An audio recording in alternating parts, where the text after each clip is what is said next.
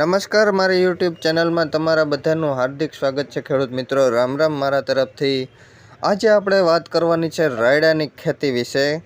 જે એમાં આપણે પાયામાં જ્યારે વાવેતર કરતા હોઈએ છીએ ત્યારે એમાં કયું ખાતર આપવું અને વાવેતર સમયે ટોપમાં ટોપ બિયારણની પસંદગી કરવી, એમાં કયું આપણે બિયારણ પસંદ કરવું અને જે રાયડો આપણે કેટલાની જારીએ વાવવાનો હોય છે જેથી કરીને વધુને વધુ ઉત્પાદન આવે.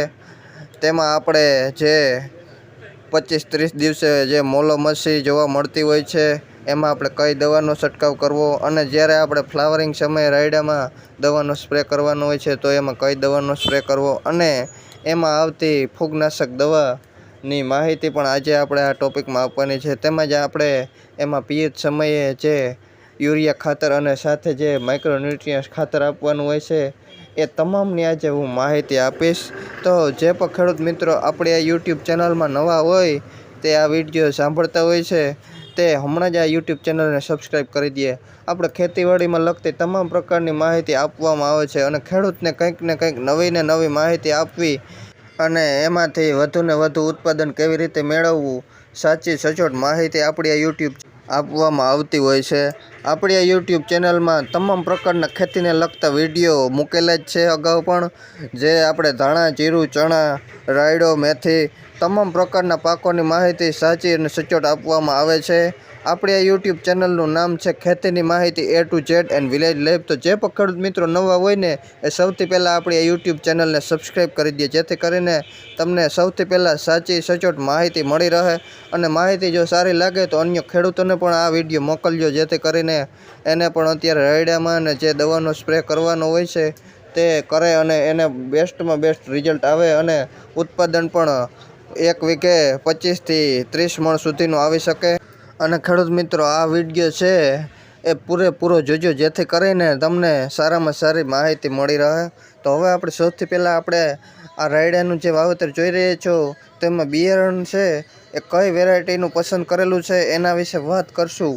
આ રાયડાનું જે વાવેતર કરેલું છે એ પાયોનિયર કંપનીનો 45S46 રાયડાની વેરાયટી છે. એનું વાવેતર કરવામાં આવ્યું છે અને 16 ગુંઠાનું 1 વીઘો હોય છે એમાં 300 ગ્રામ માપ રાખીને વાવેતર કર્યું છે અને 28ની જારીએ વાવેતર કરેલું છે. જોવો આ રાયડો છે કેટલો સરસ મજાનો છે અને 1 વેતની જગ્યા રાખીને છોડનું વાવેતર કરેલું છે.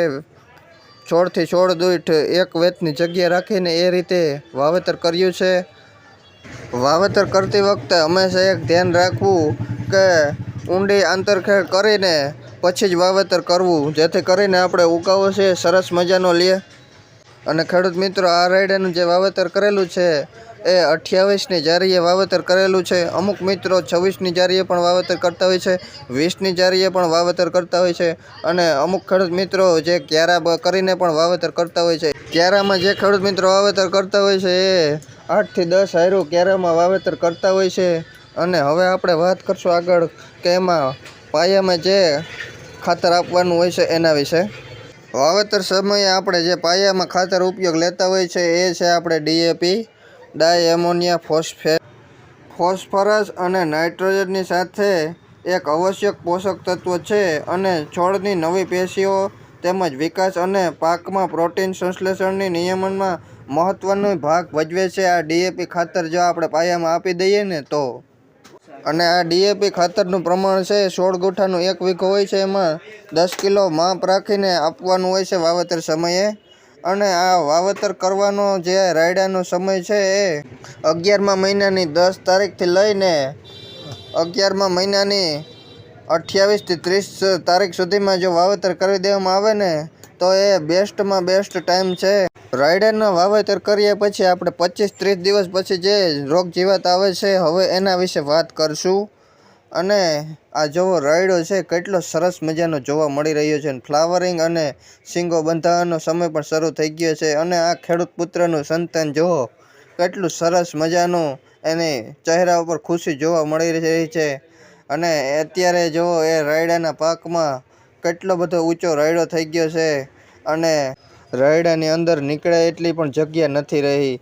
અને 28ની જારીએ જો વાવેતર કરવામાં આવ્યું છે અત્યારે હવે આપણે આગળ વાત કરશું કે 25-30 દિવસે જે રાયડામાં દવાનો સ્પ્રે કરવાનો હોય છે એ છે એકતારાનો, જેમાં આપણે થીપ્સ પોપટી અને મોલોમસી જોવા મળતી હોય છે રાયડામાં. ફક્ત ને ફક્ત આ એકતારા છે દવા, એનો જ સ્પ્રે કરવાનો છે. બાકી કોઈ પણ જાતના આમાં રોગ જીવાત આવતી નથી. ફક્ત એમાં 25-30 દિવસ પછી જે ઉગ્યા પછી રાયડો, એમાં થીપ્સ અને પોપટી અને જે ચૂસિયા જીવાત આવતી હોય છે એ અને મોલોમસી વધુ જોવા મળતી હોય, એમાં આપણે આ એકતારાનો સ્પ્રે કરવાનો હોય છે. નોર્મલ રાઉન્ડ જ કરવાનો હોય છે અને વીઘે 3 પંપ છાંટવાના હોય છે જ્યારે 30-35 દિવસનો રાયડો થયો હોય છે ત્યારે. અને આનું પ્રમાણ છે એકતારાનું એ 15 લીટરનો પંપ હોય છે, એમાં 10 ગ્રામ માપ રાખીને છંટકાવ કરવાનો હોય છે, જેથી કરીને આપણે મોલોમસીમાં સારું એવું રિઝલ્ટ જોવા મળે છે. અને આગળ હવે આપણે રાયડાના પાકમાં 40-45 દિવસે જે ફૂગનાશક દવાનો છંટકાવ કરવાનો હોય છે એના વિશે. એમાં આપણે કોન્ટાપ દવા જે ફૂગનાશક આવે છે જે એનો આપણે છંટકાવ કરવાનો છે અને એનું પ્રમાણ છે 15 લીટરનો જે પંપ હોય છે એમાં 40 ml માપ રાખીને છંટકાવ કરવાનો હોય છે અને 3 થી 4 પંપ વીઘે છંટકાવ કરવાનો હોય છે, જેથી કરીને જે ફૂગને બેસવાનો ભાગ શરૂઆત થતી હોય છે, ફૂલને બેસતા હોય છે ત્યારે એમાં ફૂગનાશક જો દવાનો રાઉન્ડ કરવામાં આવે તો ફૂગને છે નાબૂદ થઈ જાય છે અને સારામાં સારું ઉત્પાદન પણ આપણે મેળવી શકીએ છીએ. અને આ નોર્મલ રાઉન્ડ જ કરવાનો છે ફૂગનાશકનો. અને જ્યારે આપણે આ 45 દિવસનો પાક થાય છે ત્યારે એમાં કઈ ફ્લાવરિંગની દવાનો સ્પ્રે કરવો જોઈએ, જેથી કરીને ફાલ છે એ જોરદાર લાગે અને ઉત્પાદન આપણે ધાર્યું મેળવી શકીએ અને છોડનો વિકાસ પણ સારામાં સારો થાય અને દાણાની ક્વોલિટી પણ એકદમ જોરદાર થાય. તો એ દવા વિશે હવે વાત કરીએ. ફ્લાવરિંગ માટે એમાં આપણે ઉપયોગ કરવાનો છે ફેન્ટાક પ્લસનો. એમાં આવે છે એમિનો એસિડ પ્લસ વિટામિન, જેથી કરીને આપણો છોડ છે એકદમ તંદુરસ્ત રહે છે અને રોગમુક્ત રહે છે અને જોરદાર ફ્લાવરિંગ લાગશે અને ફૂલની સંખ્યામાં પણ વધારો કરશે. અને આ પ્રમાણ છે ફેન્ટાક પ્લસનું એ 15 લીટરના પંપમાં 10 ml માપ રાખીને છંટકાવ કરવાનો અને 3 થી 4 પંપ વીઘે છંટકાવ કરવાનો. અને હવે આપણે આગળ વાત કરશું કે રાયડાનો પાક છે એ 55 થી 60 દિવસનો થાય ત્યારે એમાં જે માઇક્રોન્યુટ્રિયન્ટ ખાતર છે એ પાણી સાથે આપવાનું હોય છે એના વિશે. અને જ્યારે આપણો રાયડાનો પાક છે 30-35 દિવસનો થાય છે ત્યારે એમાં યુરિયા ખાતર છે એ આપવાનું હોય છે, જેથી કરીને છોડનો વિકાસ સારામાં સારો થાય અને મૂળના વિકાસ પણ સારામાં સારો થાય. જો મૂળ સારા હશે તો જ આપણે ઉત્પાદન પણ ધાર્યું મેળવી શકીશું. એટલા માટે એમાં યુરિયા છે એ 35-40 દિવસે આપી દેવું પાણી સાથે. અને યુરિયાનું પ્રમાણ છે 16 ગુઠાનું 1 વીઘો હોય છે, એમાં 10 કિલો માપ રાખીને આપવાનું હોય છે. હવે આપણે આગળ વાત કરવાની છે માઇક્રોન્યુટ્રિયન્ટ્સ ખાતર જે 55-60 દિવસે આપવાનું હોય છે એના વિશે. એમાં આપણે ઉપયોગ કરવાનો છે સલ્ફર 90% પાવડર સ્વરૂપમાં જે આવે છે. એનું પ્રમાણ છે 16 ગુઠાનો 1 વીઘો હોય છે, એમાં આપણે 1 કિલો માપ રાખીને 1 વીઘે આપવાનું હોય છે. આ પાવડર સ્વરૂપમાં આવે છે. આને આપણે પાણી સાથે પણ આપી શકીએ છીએ અને પીએચ કરતાં પહેલાં આપણે રેતીમાં ભેળવીને પણ છાંટી શકીએ છીએ. સલ્ફર પાવાથી થતા ફાયદા વિશે વાત કરીએ તો સલ્ફરથી આપણો છોડ જે પીડાશ પડતો હોય છે એ પીડાશ દૂર થાય છે અને સલ્ફરથી તેલની ટકાવારીમાં પણ વધારો કરે છે. જે આપણે રાયડાના પાકમાં તેલની ટકાવારી છે એ પણ જોરદાર એવો વધારો કરે છે અને છોડમાં જે ઘટ હોય છે સલ્ફરની ને એ પૂરી પાડે છે. અને જમીનમાં સલ્ફરની ઘટ હોય જ છે. સલ્ફર પાણી સાથે પાવું ખૂબ જ જરૂરી છે અને એ 100% વોટર સોલ્યુબલ ખાતર આવે છે જે પાણીમાં ઓગળી જાય છે. તો પીએચ સમયે આપણે 55 થી 60 દિવસે આને ફ્લાવરિંગને જ્યારે શરૂઆત થતી હોય છે ત્યારે એને આપવાથી ઘણો બધો ફાયદો થાય છે. અને ખેડૂત મિત્રો, જ્યારે રાયડાના પાકમાં 60-65 દિવસે મોલોમસીનો જે વધુમાં વધુ ઉપદ્રવ જોવા મળતો હોય છે ત્યારે એમાં આપણે કઈ દવાનો હેવી રાઉન્ડ લેવો તેના વિશે વાત કરીએ તો અત્યારે રાયડામાં ફ્લાવરિંગ પણ જોરદાર લાગી રહ્યું છે અને શીંગો થવાની શરૂઆત પણ થઈ ગઈ છે. તો એમાં અત્યારે જે મોલોમસીનો ઉપદ્રવ છે વધુ પ્રમાણમાં જોવા મળતો હોય છે. રાયડામાં બીજા અન્ય કોઈ તો બીમારી આવતી નથી, એક મોલોમસીની જ વધારે પડતી સમસ્યા જોવા મળતી હોય છે. તો એના વિશે વાત કરીએ તો એમાં આપણે કઈ દવાનો છંટકાવ કરવો જોઈએ જેથી કરીને 100% રિઝલ્ટ મળે. મોલોમસી માટે આપણે બેસ્ટમાં બેસ્ટ 100% જ્યારે રિઝલ્ટ આપતી હોય ને એ દવા વિશે વાત કરીએ ને તો એ દવાનું નામ છે યુપીએલ કંપનીની ઉલાલા દવા છે, એનો છંટકાવ કરવાનો છે. અને મોલોમસી માટે એમાં 100% રિઝલ્ટ આવે છે.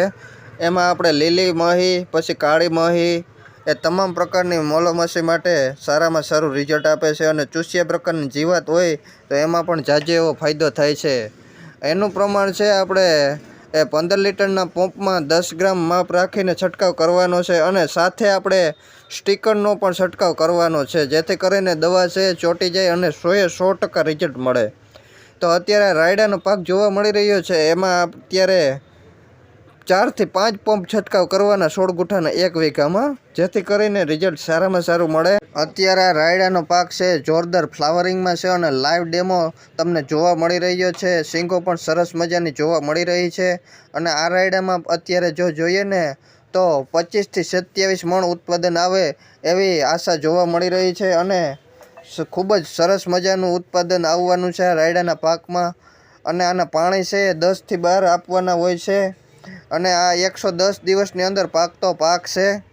અને આમાં આપણે જે પણ માહિતી આપી એ સમયસર જો દવા, ખાતર અને જે માઇક્રોન્યુટ્રિયન્ટ્સ ખાતર આપવાનું હોય છે, સલ્ફરને એ સમયસર આપી દેવામાં આવે ને તો 27 થી 30 મણ આપણે 16 ગુંઠાનું 1 વીઘો હોય છે એમાં ઉત્પાદન મેળવી શકીએ છીએ. બાકી અન્ય કોઈ આમાં દવાના કે ખોટા ખર્ચ નથી આવતા અને બિયારણ પણ આપણે આમાં 16 ગુંઠાનું 1 વીઘો હોય છે એમાં 300 ગ્રામ માપ રાખીને આપી દઈએ તો સરસ મજાનું પાક છે ઉગીને કમ્પ્લીટ થઈ જતો હોય છે.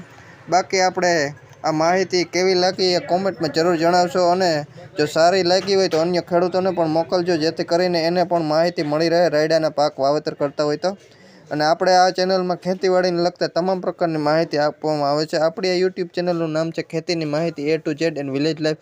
તો હમણાં જ સબસ્ક્રાઈબ કરી દેજો અને મારો વિડીયો કેવો લાગ્યો કોમેન્ટમાં જણાવશો. મારો વિડીયો ધ્યાનથી સાંભળ્યો બદલ દિલથી આભાર તમારો ખેડૂત મિત્રો.